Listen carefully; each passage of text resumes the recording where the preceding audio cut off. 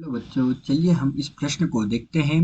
एक लेंस जिसका अपवर्तनांक हमें दिया है म्यू बराबर 1.5 का नाभ्यंतर हवा में 20 सेंटीमीटर है।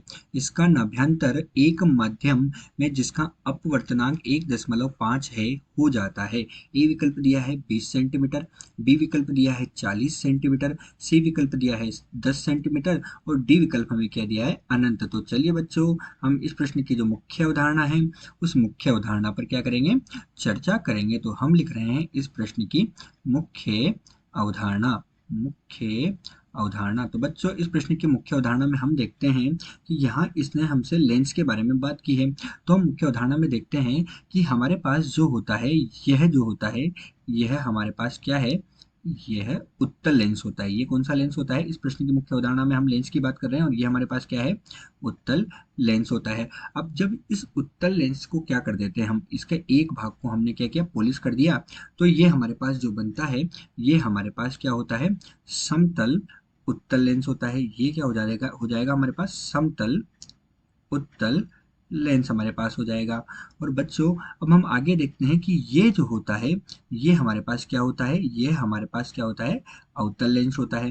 कौन कौन सा लेंस है ये, अवतल लेंस। और जब हम इसके एक भाग को पॉलिश कर देंगे तो हमें क्या मिलेगा, तो जब हम इसके एक भाग को पॉलिश कर दिया तो हमें क्या मिलेगा बच्चों, पॉलिश करने पर हमें मिलेगा समतल समतल अवतल लेंस। कौन सा लेंस मिलेगा, समतल अवतल लेंस। तो बच्चों, यही इस प्रश्न की मुख्य अवधारणा है। अब इस मुख्य अवधारणा के आधार पर हम प्रश्न को हल करेंगे, लेकिन उससे पूर्व हम देखेंगे कि हमें प्रश्न में क्या क्या दिया हुआ है। तो बच्चों, प्रश्न में हमें दिया है, क्या दिया है, अपवर्तनांक का मान यानी म्यू बराबर 1.5 हमें दिया है। ठीक है बच्चों, और हमें नाभ्यंतर हवा में 20 सेंटीमीटर का है, ये दिया है। तो R1 हमने माना 20 सेंटीमीटर है। R1 कितना है, 20 सेंटीमीटर है। और हमसे क्या पूछा है इसने, इसने हमसे f का मान अर्थात नाभ्यंतर का मान पूछा है। और बच्चों, हम जानते हैं कि हमारे पास जो लेंस है, माना ये समतल उत्तल लेंस है, और जब ये समतल उत्तल लेंस होगा तो इसके लिए जो R2 है उसका मान कितना हो जाएगा, अनंत हो जाएगा। तो चलिए बच्चों, अब हम मुख्य अवधारणा के आधार पर क्या करेंगे, प्रश्न को हल करते हैं।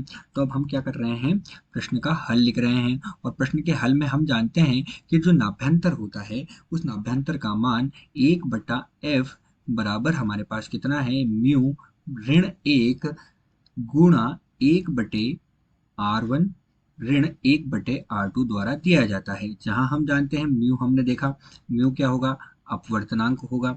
एफ हमारे पास क्या होती है, नाभ्यंतर होती है।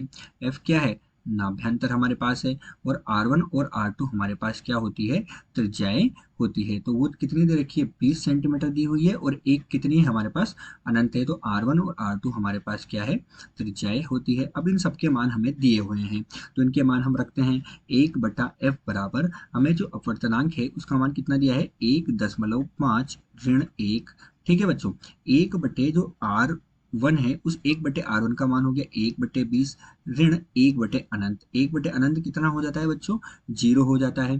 तो हमारे पास 1/f बराबर यहाँ कितना बचा, 0.5 बटे कितना बचेगा, ये 0 हो जाएगा, और ये कितना बचेगा, 20 बचेगा। तो 0.5/20 बचेगा। अतः जो नाभ्यंतर है 1/f जो है नाभ्यंतर, उसको हम हल करेंगे तो नाभ्यंतर f का जो मान है वो हमें कितना मिलेगा, 40 सेंटीमीटर के बराबर मिलेगा। कितना मिलेगा हमें, 40 सेंटीमीटर के बराबर मिलेगा। अतः बच्चों, दिया गया जो प्रश्न है, इस दिए गए प्रश्न में हमें जो नाभ्यंतर का मान है वो विकल्प बी 40 सेंटीमीटर के बराबर प्राप्त हुआ।